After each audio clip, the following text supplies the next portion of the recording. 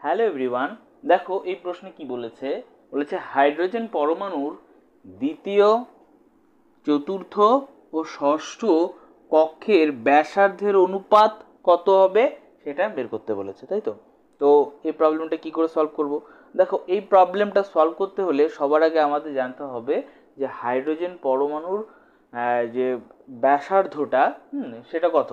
Hydrogen পরমাণুর bore এর theory অনুসারে সেই ব্যাসার্ধটা কত সেটা প্রথমে আমাদের জানতে হবে। আমরা কি জানি, পরমাণুর নিউক্লিয়াস যেটা রয়েছে সেখান থেকে যে কক্ষপথে ইলেকট্রনগুলো ঘুরছে তার যে দূরত্ব, এই যে দূরত্ব, এটাকে কি বলি আমরা? ব্যাসার্ধটা বলি, তাই না?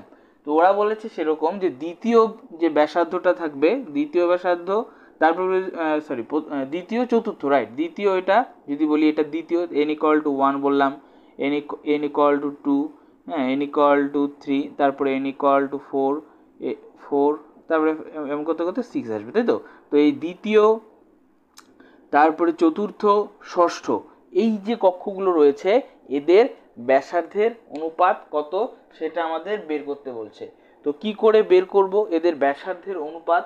দেখো, সবার আগে আমাদের জানতে হবে এর জন্য এদের ব্যাসার্ধটা কত হয়। অ্যাকর্ডিং টু বোর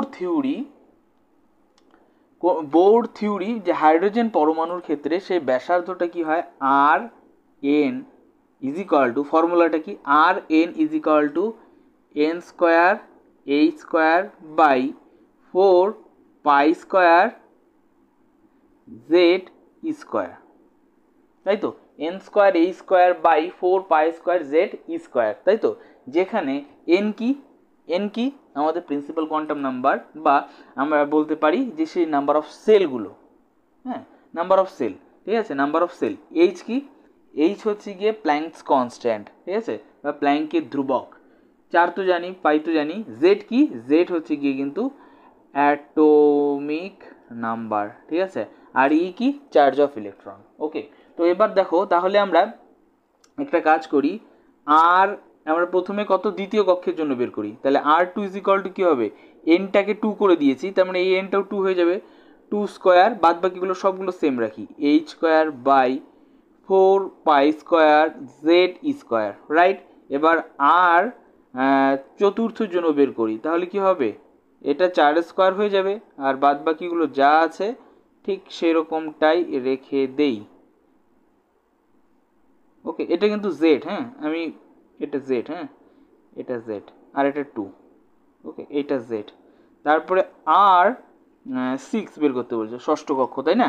একই রকমভাবে কী হবে, তাহলে এটা 6 স্কোয়ার, তারপরে কত হবে, এইচ তার square, 4 square Z square, right, এটা জেড, হ্যাঁ। ওকে, তাহলে এদের অনুপাতটা বের করতে হবে, চলো বের করি। তাহলে লিখতে পারি যে r2:r4:r6, তাই না। তাহলে দেখো, তাহলে কি লিখতে পারি, তাহলে 2 square h square by 4 square z square is to, এটা লিখবো 4 square h square by 4 square z square, right. আর এখানে লিখবো হচ্ছে গিয়ে 6 square h square divided by 4 square z square. Okay, okay, তাহলে দেখো এরপরে কি করব, জাস্ট কাটাকাটি করলে উত্তর হয়ে যাবে। এবার দেখো, এই পাশটা কিন্তু প্রত্যেকে সেম, সেই কারণে এই পাশটা আমি বাদ দিয়ে দিলাম, কাটা দেওয়াটা ঠিক হবে না, মানে জাস্ট বাদ দিতে হবে। ওকে, তাহলে কি 2 square is to 4 square, sorry, হ্যাঁ, ইস টু 6 স্কোয়ার, রাইট। তার মানে এটা কত, 4:16:36, রাইট।